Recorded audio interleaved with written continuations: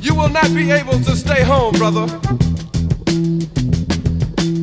You will not be able to plug in, turn on, and cop out.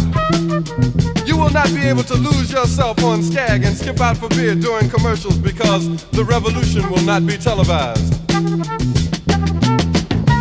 The revolution will not be televised. The revolution will not be brought to you by Xerox in 4 parts without commercial interruptions. Marching trying to show that they're like they represent Orlando or like they represent Florida. They don't. Will not be televised, will not be televised, will not be televised. The revolution will be no rerun, brothers. The revolution will be live. Grand Rising Free Thinkers, and welcome back to TD9 Podcast. As usual, I'm your host, Jay. Unfortunately, today we can't have our co-host Ted here, but that's all right. We're going to keep it moving. We're going to cover some heavy topics today, so buckle up. Today we're starting with the devastating fires in Los Angeles. And as you guys already saw, the devastation has been overwhelming. What's even more alarming is the clear mismanagement and lack of preparedness. There were fire hydrants running out of water, and a water reservoir was down for repairs, leaving it empty when the fires broke out. Now, there's been a lot of questions, main ones, of how does something like this even happen? Of course, was there no backup in place for a city with frequent wildfires?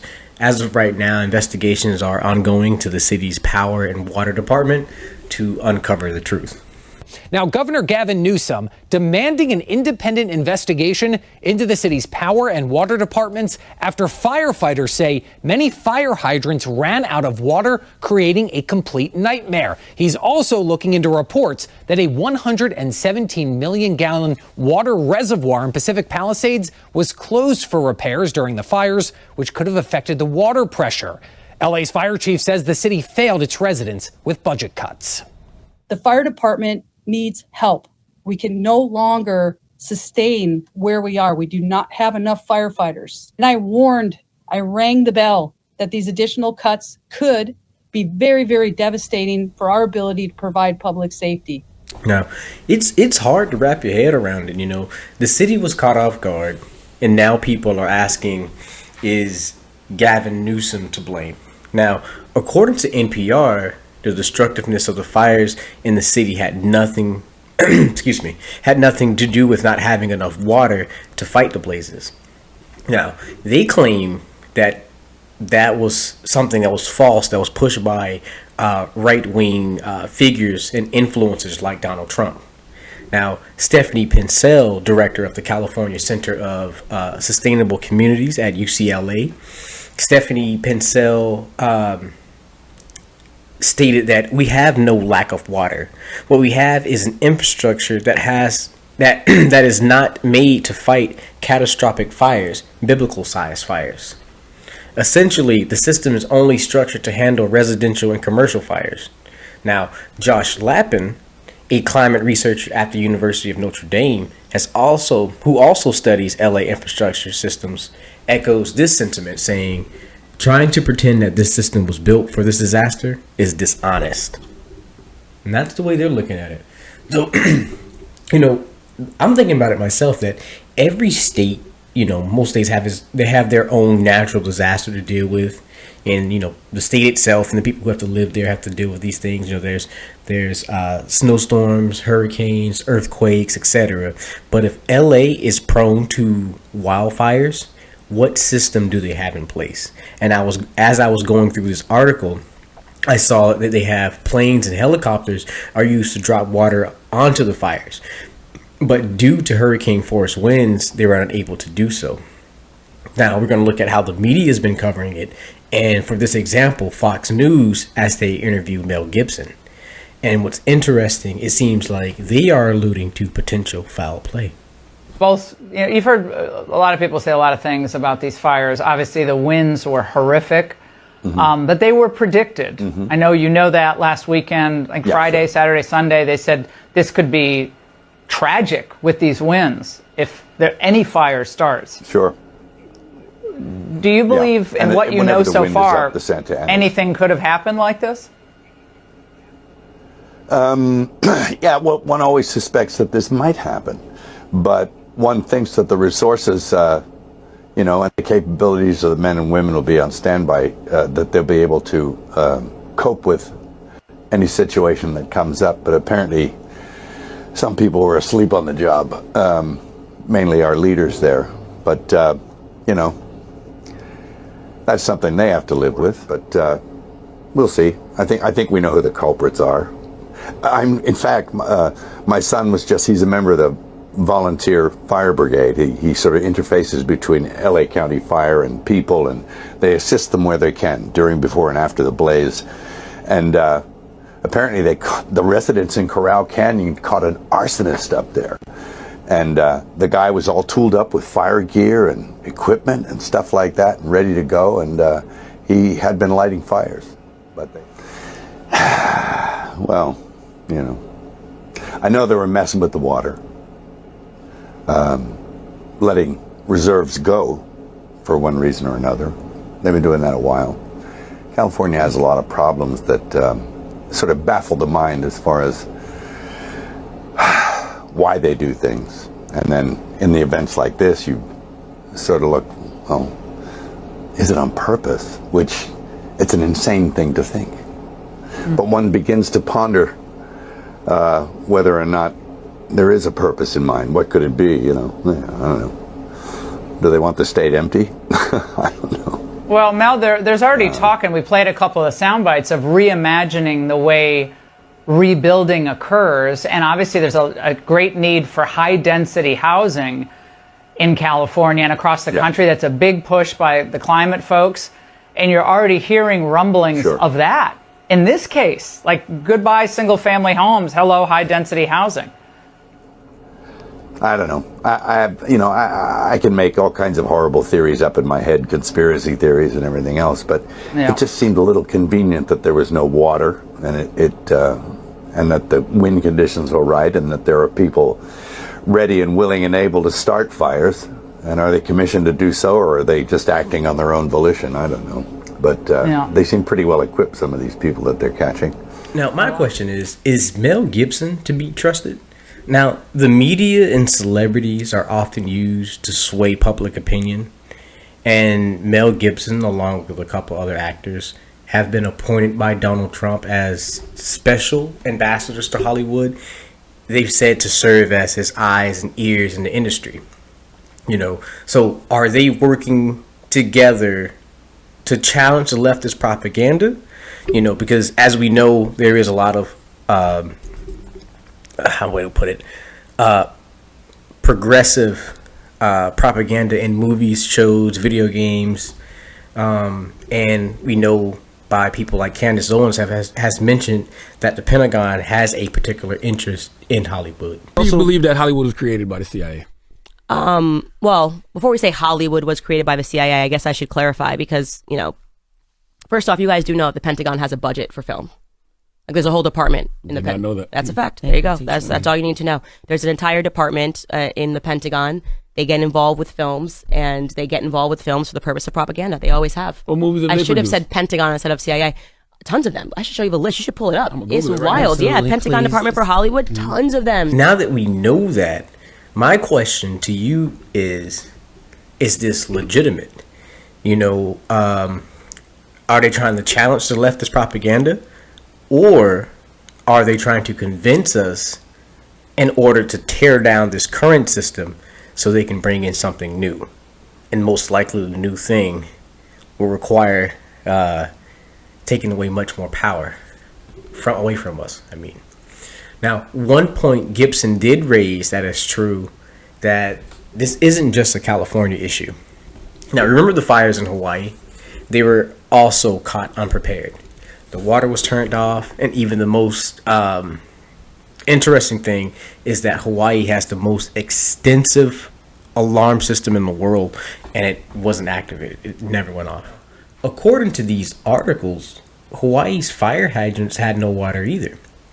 The fires knocked out the power grid, and West Maui's water system relies on electricity to supply water to hydrants. Now, their second option was dropping water from the ocean, on planes or helicopters, but that couldn't be done either due to 75 plus mile per hour winds, and that was stoked by a hurricane offshore. Now, much like in LA, the conditions made it impossible for the for the helicopters to operate most of the day. This raises some questions, right? So are these just coincidences, or is there something deeper going on? And just like what was mentioned in the Fox News video, the storms were predicted ahead of time, and hurricanes are normally predicted ahead of time. With the LA fires, there were those high winds predicted, and people said ahead of time, oh, this would be a terrible time for a fire. And then the fire happens.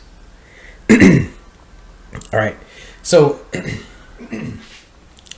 as you've heard from the Fox News interview, Mel Gibson, in particular, has alluded to, and also a lot of theories, the gossip, what's going on online right now, is that this event, the LA and the Hawaii one, was part of a larger land grab.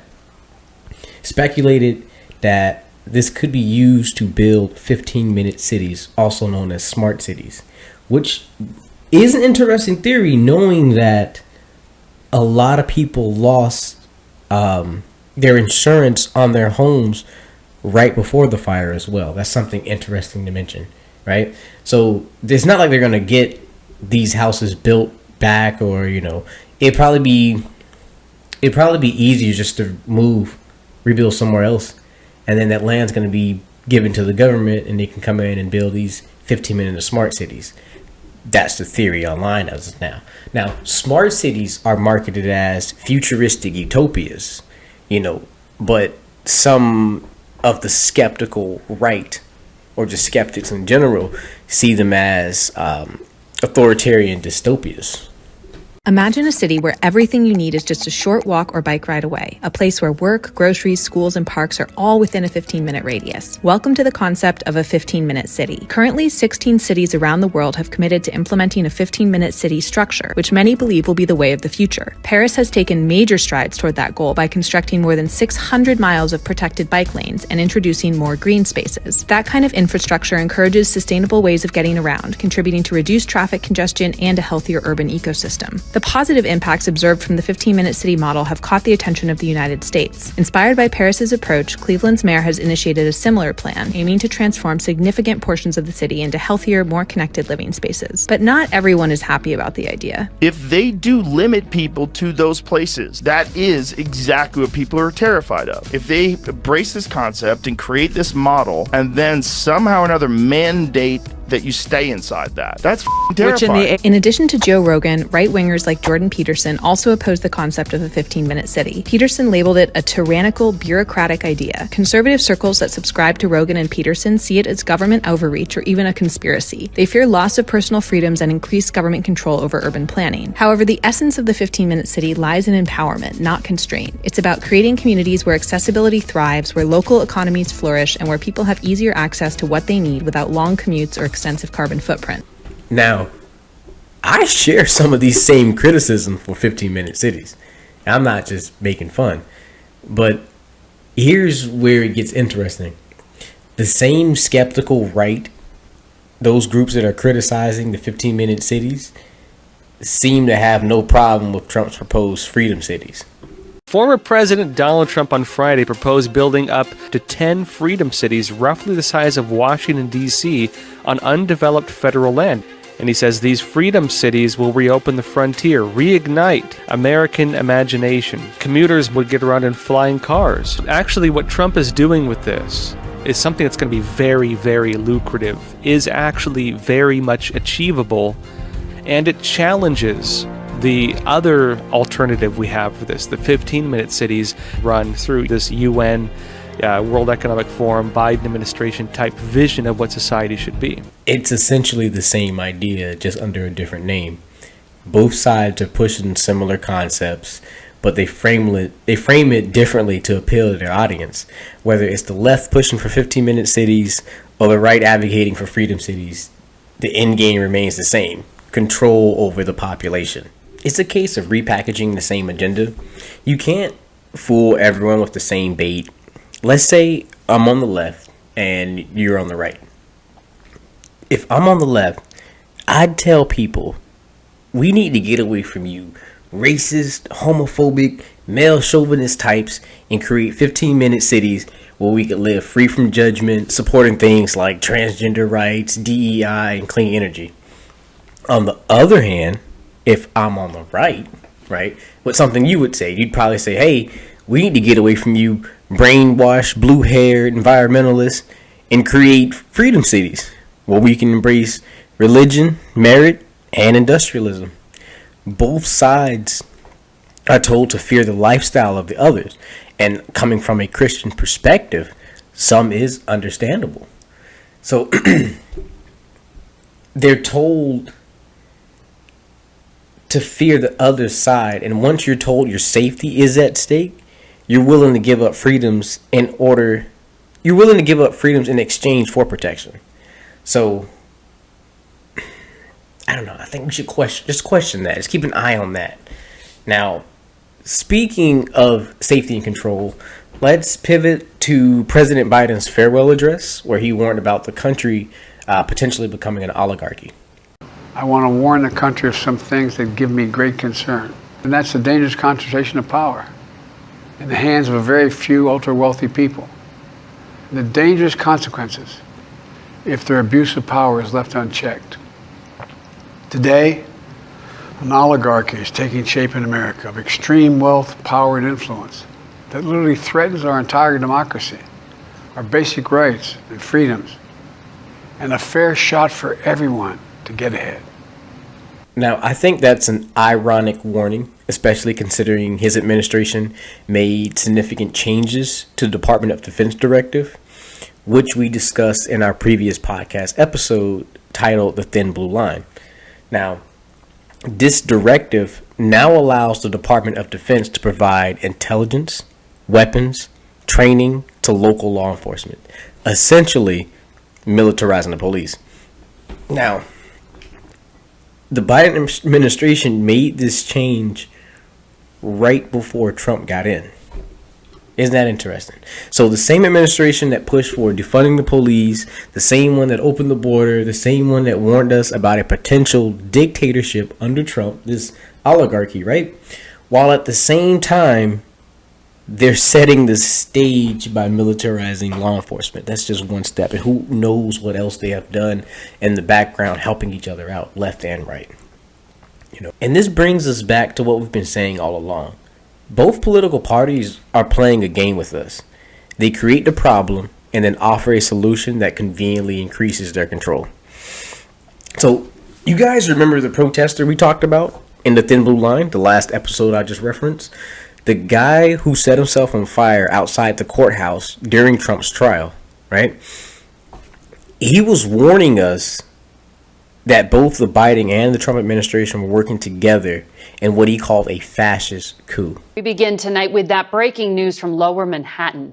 Emergency crews rushed to a park just across the street from the courthouse with fire extinguishers to douse the flames engulfing a 37-year-old man. After burning for several minutes, he was carried away on a stretcher and taken to the hospital in critical condition. It does not appear the incident has anything to do with the trial of the former president, which continued on without interruption. Authorities say the man was carrying colorful pamphlets that were full of anti-government conspiracies. They don't believe he was targeting any particular person or group. CBS's Jerika Duncan will start us off tonight with the latest details. Across the street from 107th Street, he's on fire. Authorities confirm 37-year-old Maxwell Azzarello is from St. Augustine, Florida. Tonight, officials say he is intubated and in critical condition. He throws the pamphlets throughout the park, and then he pulls out a canister and pours some kind of liquid on himself. Azzarello posted what he called the Ponzi papers online, critical of both Republicans and Democrats, claiming, quote, "We are victims of a totalitarian con that is about to hit us with an apocalyptic fascist world coup." This gentleman did not breach the security protocols. The park was open to the public. I think he was trying to wake people up to the reality, or I should say the possibility, just to play with the idea in your mind that both sides could be potentially orchestrating this together. You know, you have one side that starts off by defunding the police, crime skyrockets. They, you know, pull some strings to militarize the police. So now when the next administration gets in, they're going to use that same power given to them to fix the crime and deport and close the border, etc., etc. It's going to clean it up so good, we're going to forget about the power that was used to do it. We're going to let them keep that power. You know, and I don't think we pay attention to that because our needs are satisfied. You know, it's all part of the same coin.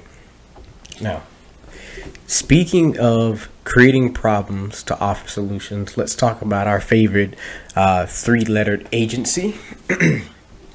Now, this three-letter agency has been criticized multiple times for not acting on tips and warnings about potential pew-pew events. We saw this in 2015 in San Bernardino pew-pew event.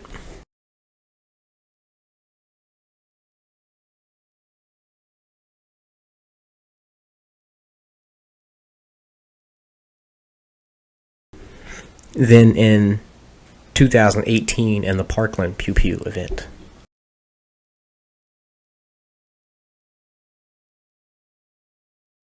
Now, according to these articles, in both cases, that three-letter agency was criticized for not taking action on clear warning signs.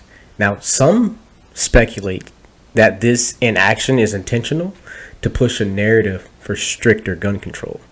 There's even been talking about repealing or amending the Second Amendment altogether. You know, today retired Supreme Court Justice John Paul Stevens had an op-ed in the New York Times. He's specifically calling for repeal of the Second Amendment, the right to bear arms. He wrote about the March for Our Lives Saturday, and I'm quoting here.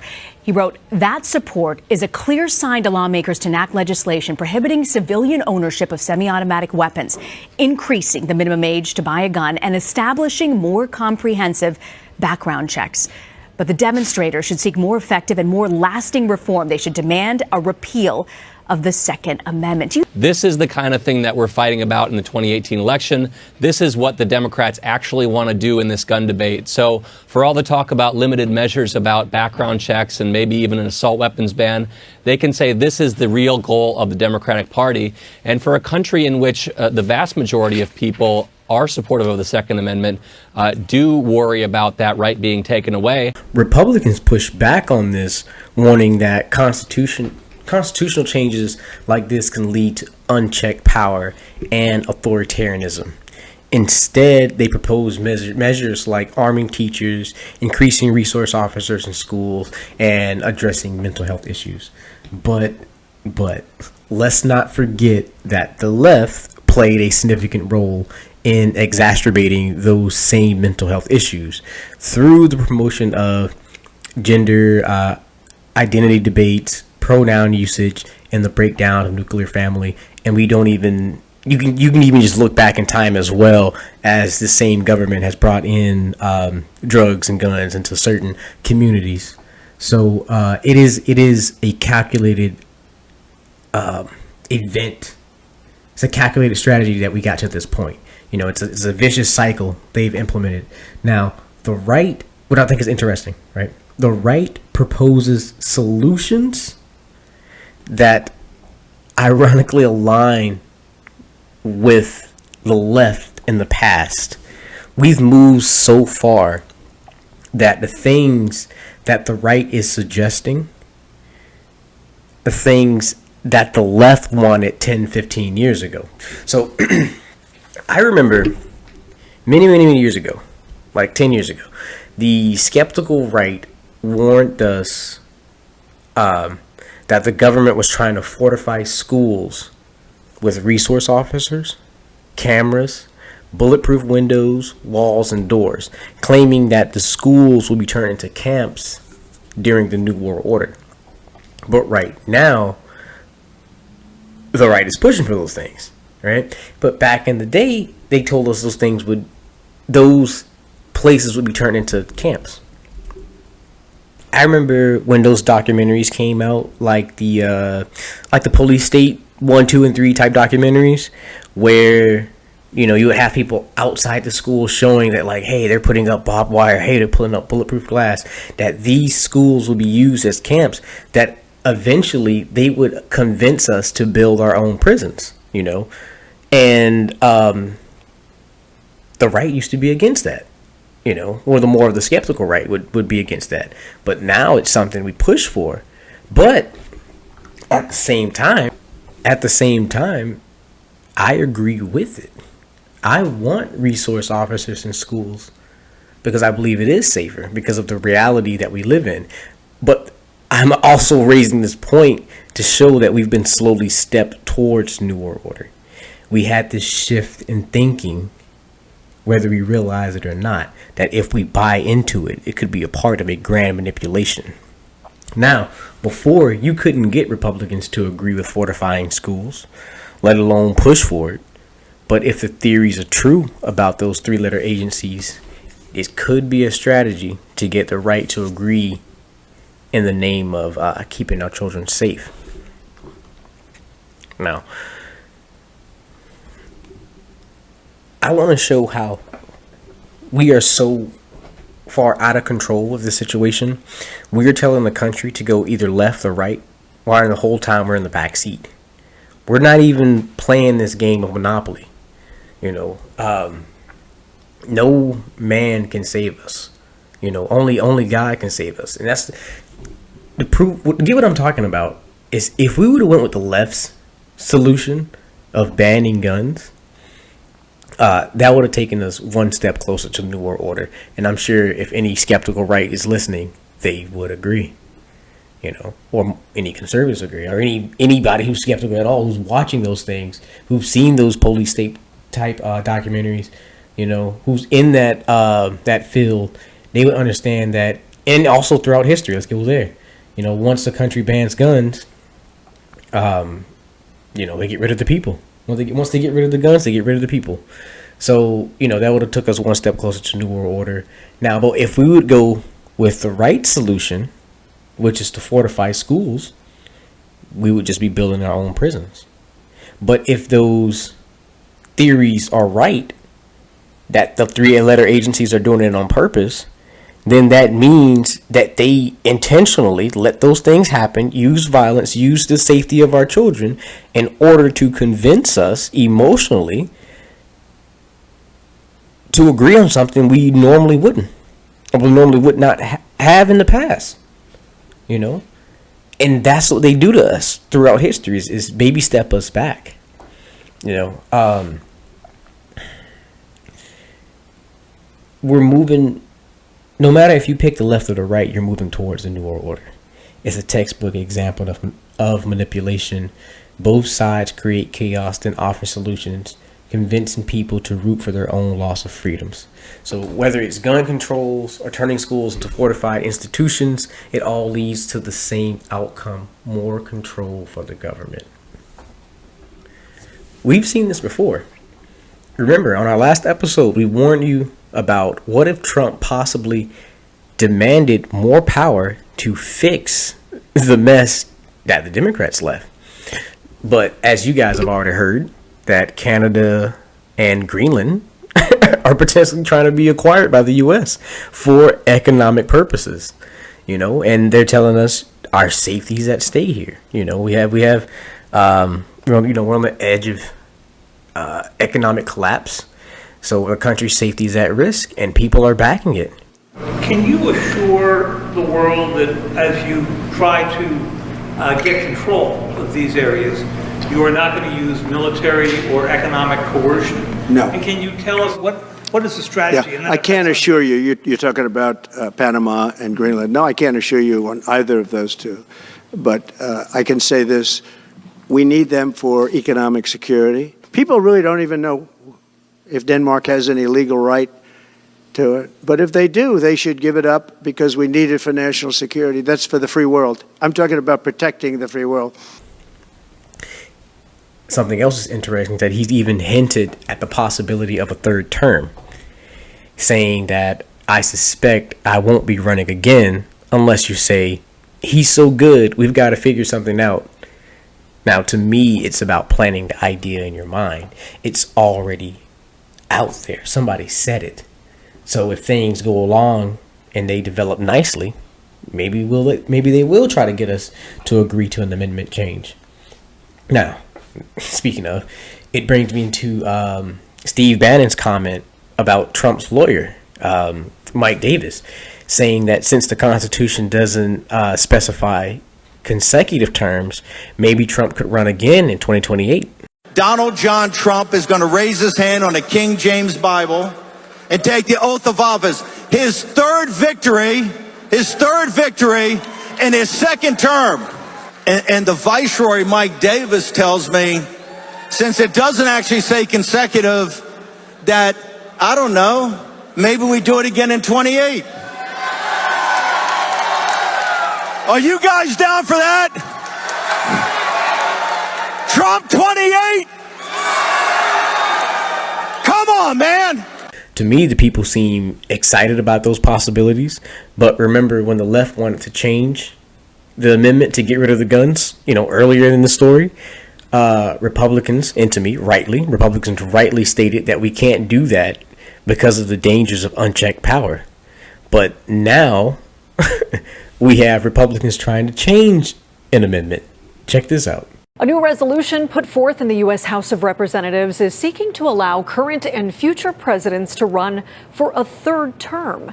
This was introduced yesterday by Republican Representative Andy Ogles from Tennessee. The resolution would amend the 22nd Amendment, which limits presidents to 2 terms. Any amendment to the Constitution requires approval from 2/3 of both the House of Representatives and the Senate.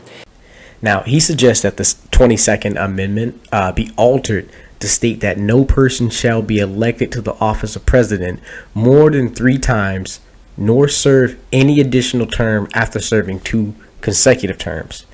The wording of this amendment suggests that previous consecutive 2-term presidents like Barack Obama or George W. Bush would not be allowed to run for a 3rd term. I don't think it's going to pass, but I don't think that's the point. I think the point is just to introduce it and, to get it talked about early. He just got elected. He still has, the rest of these 4 years. So I think it's just to get it in the minds of the people. And see that people are already excited for us to take Canada and Greenland, even if it does boost the economy and everything turns out great, is that we're noticing that the government is acquiring more and more power in order to do these things. And now they're attempting an amendment change. Will we go that far? Will we let them change the Constitution just for that? If they can't get us to change it on the left, they're going to try to get us to change it on the right. And my question is, how much power will we continue to hand over under the guise of freedom and safety? It's something that we really need to think about. But I'm going to let you guys go, man. That's enough for today's episode. Remember, please stay vigilant, man. Stay critical, and don't let anyone tell you that it's just a coincidence. Catch you next time. And remember, think for yourself. I can switch up standing for me. Saying trying to hold me back, I break the curse. Talk to God every day like favorite cousin. They know my name around town because I'm buzzing.